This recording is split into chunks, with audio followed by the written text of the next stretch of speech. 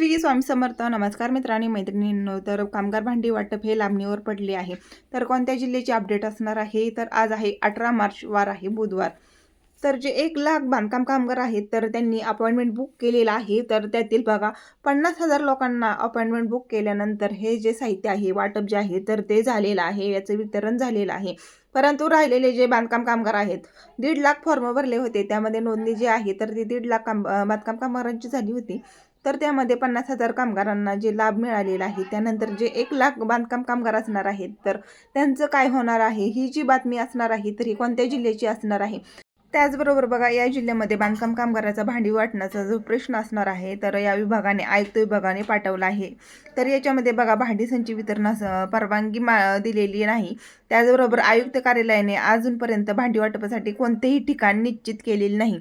तर ही बातमी आहे यवतमाळ जिल्ह्याची. तर बघा, यवतमाळ जिल्ह्यामध्ये ही जी अपडेट्स आलेली आहे तर आजची आहे.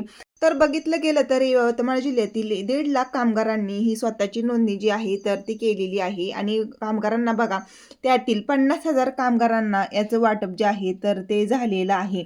मग त्यासाठी सेफ्टी किट, डिनर सेट असेल, भांडी संच असेल, ECCS किट असेल, तर हे साहित्य त्यांना मिळालेलं आहे. आणि मात्र अजूनपर्यंत जे 1,00,000 कामगार आहेत, मग त्यांचं काय, तर अजूनपर्यंत त्यांना या प्रक्रियेपासून वंचित आहेत. तर याची तारीख त्यांना अजून अद्यापही मिळालेली नाही. तर जे 1,00,000 बांधकाम कामगार आहेत, तर त्यांनी अपॉइंटमेंट्स बुक केला होता. परंतु त्यांना बघा, अपॉइंटमेंट बुक केल्यानंतर तर हे संच जे आहे, भांडी संच असणार आहे, ECCS पेटी, तर हे त्यांना वितरण जे आहे तर ते करण्यात आले नाहीत.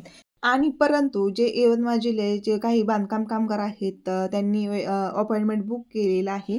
तर अशा बांधकाम कामगारांनी थोडासा धीर धरावा लागणार आहे.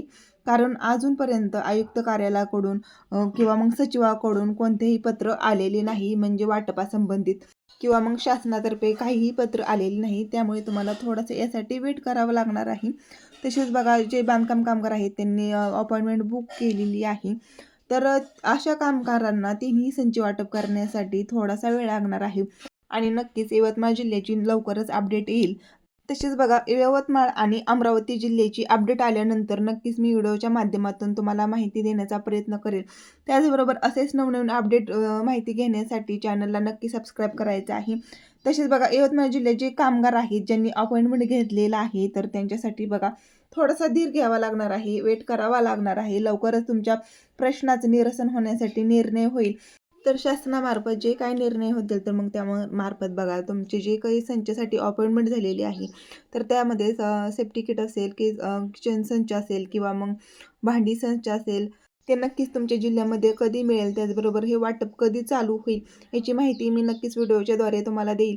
त्याचबरोबर बघा, असेच नवनवीन व्हिडिओ पाहण्यासाठी, नवीन अपडेट्ससाठी चॅनलला नक्की सबस्क्राईब करायचं आहे. त्याचबरोबर बघा, बातमी अमरावती जिल्ह्याची सुद्धा लवकर येणार आहे अपडेट आपल्या चॅनलवरती. तर व्हिडिओला नक्की लाईक करायचं आहे, शेअर करा.